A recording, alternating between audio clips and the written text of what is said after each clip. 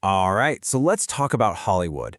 The entire world of entertainment is, right now, standing on the edge of a cliff. Why? Because of AI that is getting better and faster at a speed that is just breathtaking. Today, we're going to dig into a pretty powerful argument that Hollywood, as we know it, is about to be completely and utterly transformed. I mean, that's a bold statement, right? Hollywood is cooked, but it cuts right to the chase. The idea we're exploring here is that these real AI breakthroughs, they aren't just some fancy new tool for filmmakers. No, they represent something much bigger, a fundamental threat to the entire traditional studio system. So here's our roadmap for today. First, we'll look at the exact piece of tech that kicked this whole thing off. Then we're going to walk through a predicted 5-step process of total disruption. After that, we'll explore what this new creative world might actually look like, and finally, what all this means for you and the future of your own personal entertainment. So what was it? What was the catalyst? What was the one thing that really set the fire for this dramatic shift? Well, here it is. The game changer is the arrival of text-to-video AI that is shockingly close to production quality. All of a sudden, a short film that would have cost millions of dollars to make now costs, well, a few bucks. That massive, massive financial wall that kept people from making high-quality video has basically just vanished. Overnight. And Hollywood's reaction? Oh, it was immediate, and it was defensive. I mean, within days, you saw the floodgates open. Takedown requests, cease and desist orders, lawsuits flying everywhere.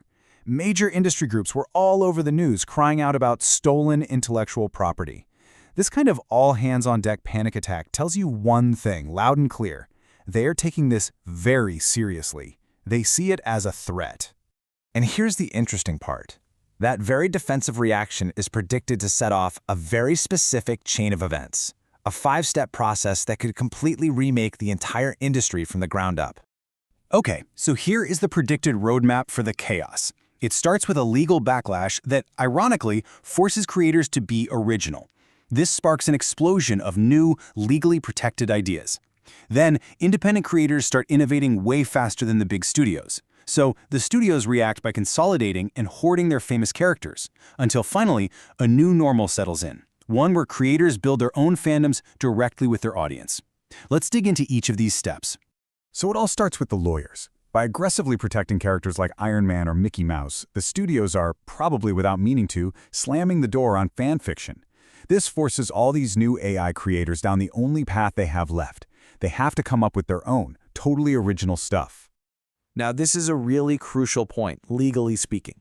If a human being writes a story, that story gets a copyright. It's theirs. So if they then use an AI tool to turn their copyrighted story into a film, that copyright protection just extends to the final movie. You see what that means? We are about to see a flood, an absolute tidal wave of brand new, legally protected stories and worlds created by individuals. Okay, and this is where things really start to pick up speed. Remember what Kindle Direct Publishing did for authors? It let them completely bypass the old-school publishers. Well, that's exactly what platforms like YouTube do for filmmakers. They can get their work out to the entire world, instantly, without asking anyone for permission. The art of filmmaking can now evolve and change faster than any big studio could ever hope to keep up with. I mean, the difference is just night and day. The old way is slow, it's insanely expensive, and you need to get permission from all these gatekeepers. The new way? It's fast, it's accessible to pretty much anyone, and it is completely permissionless.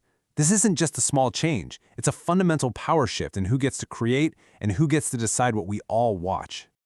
So, as the ability to actually make a movie becomes available to everybody, the big studios will pivot. They're going to focus on the one thing they still have a stranglehold on, their gigantic portfolios of intellectual property. We're talking about all the famous characters and worlds they own. Their entire value proposition shifts from making movies to simply owning the characters in them. And to give you some perspective on why this is happening, look at this number, $400 million.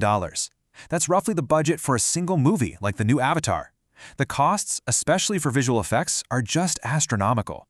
It's why even a top director like James Cameron has said he's going to consider using AI to bring down his VFX costs. And you know, if he's looking at it, the entire industry is too. And this brings us to the predicted endgame, the new normal. The center of cultural gravity just shifts. Instead of fandoms forming around multi-billion-dollar studio franchises, they form around individual creators and their unique original worlds, all on platforms like YouTube. You just don't need a studio anymore to build a massive, passionate, dedicated following. So if making stuff becomes cheap and distributing it is free, what's left that's actually valuable? Well, in this new economy, the argument is that the most important currency, the new gold, is taste. And that brings us to this key concept called pre-vetting. It's a fancy term for a simple idea. Instead of spending hundreds of millions of dollars hoping people like your movie, you test the idea out cheaply first. Platforms like YouTube become these giant free market research labs. The stuff that naturally gets popular, the content that rises to the top on its own, well, it's already proven that people want it. We've already seen his model work perfectly in the real world. Think about the movie The Martian.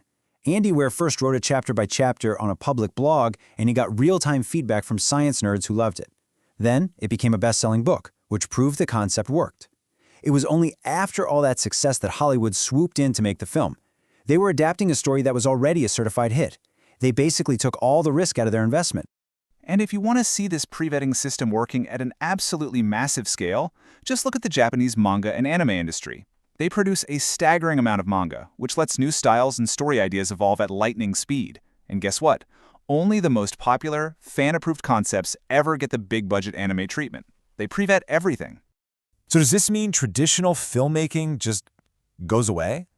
No, not entirely, but it's predicted to evolve into more of a prestige genre. Think about it like the opera or the symphony is today. It's a special, high-end, premium experience you might go to once in a while, but it's not the dominant form of mass entertainment anymore. And this all leads us to the most radical, most futuristic implication of this whole technological shift. It's something that brings entertainment down to a really, really personal level.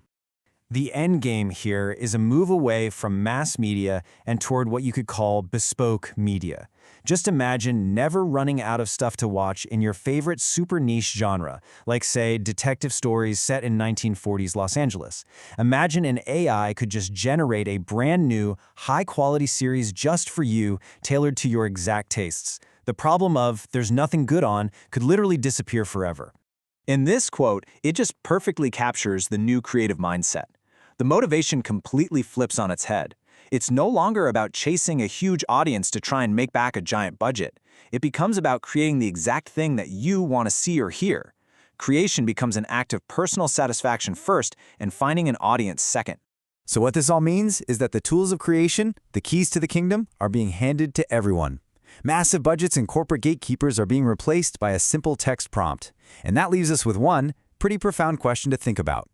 When your imagination is the only thing holding you back, what stories will you choose to tell?